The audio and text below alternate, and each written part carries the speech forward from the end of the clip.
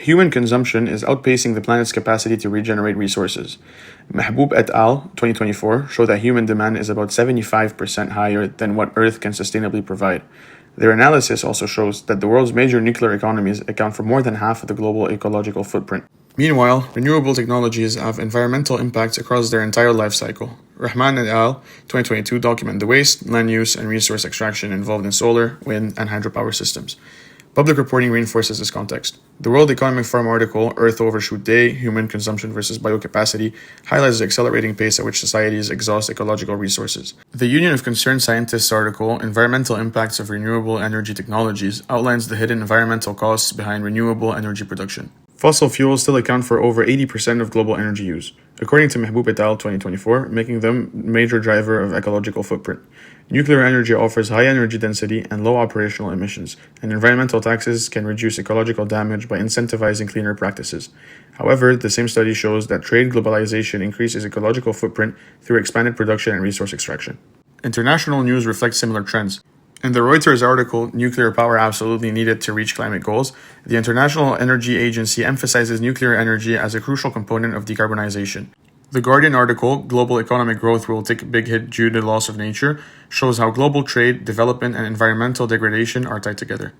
The central question is how nuclear energy use, environmental taxes, and trade globalization influence ecological footprint in major nuclear economies.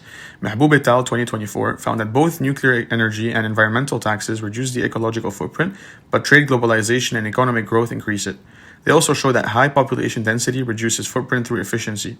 In parallel, Rahman et al. 2022 showed that renewable energy technologies create their own environmental pressures through mining, land use change, chemical waste, and long-term disposal challenges. Supporters highlight the environmental benefits of nuclear energy. According to the study, a 1% increase in nuclear energy use reduces ecological footprint by roughly 0.33%. Supporters also argue that environmental taxes are effective tools for guiding cleaner industrial behavior. They further point to the overlooked impacts of renewables. Rahman et al. 2022 notes toxic waste from solar panel production, wildlife disruption from wind turbines, and methane emissions from hydropower reservoirs. News articles mirror this framing. Reuters' France adds first nuclear reactor in 25 years to grid highlights nuclear's appeal as a reliable, low-emission source. Yale Environment 360's report, As Millions of Solar Panels Age Out, Recyclers Hope to Cash In, highlights the growing solar waste problem and the need for major recycling infrastructure. The Facc 400 course frames how an engineer approaches these findings.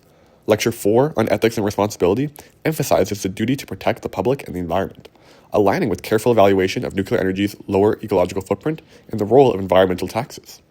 Lecture 3 on Equity and Bias shows how decisions in energy design and trade policy can create unequal burdens, which connects to the increased ecological footprint associated with globalization. Lecture 8 on Technical Practice outlines the structured process of defining a problem, analyzing constraints, and evaluating solutions. Comparing nuclear and renewable systems aligns directly with this method.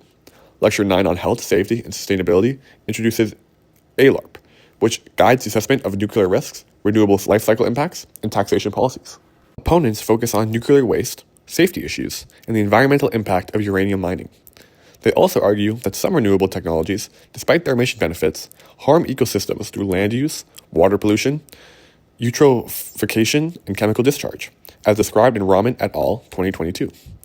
Critics of environmental taxes also note that these taxes can burden lower-income communities unless designed with equity in mind. News reporting echoes these concerns. AP News published slightly radioactive soil from Fukushima will be used in the Prime Minister's flower beds, demonstrating the continued complexity of nuclear waste. AP News also reported criminal cases for killing eagles decline as wind turbine dangers grow, highlighting wildlife impacts from renewable technologies. These results complicate the usual story that renewables are good and everything else is bad. Nuclear energy can align with sustainability and public protection, but only under strong regulatory oversight and transparent risk management. Renewable systems reduce emissions, yet they shift impacts into mining, land use, and waste. So engineers have to design for the full life cycle, not just operation. Globalization and weak governance amplify ecological pressure and distribute harms unequally, reinforcing course themes on equity and unintended consequences. Based on these findings, several next steps follow. First, well-regulated economies should expand nuclear generation where safety, waste management, and public oversight are robust, using it to displace the most carbon-intensive fossil fuels.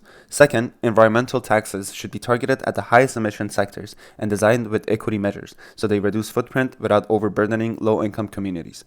Third, renewable energy policies need to include mandatory recycling, extended producer responsibility, and ecosystem protection measures.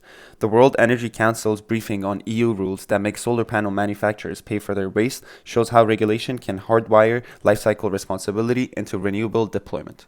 The case study shows that nuclear energy and well-designed environmental taxes can meaningfully reduce ecological footprint, while unchecked globalization and rapid economic expansion push it higher. Renewable technologies are still essential, but only if their mining, land use, and waste are managed across a full life cycle. Ultimately, avoiding ecological overshoot will depend less on picking a single perfect energy source and more on building a balanced, policy-driven mix that aligns technology, regulation, and equity.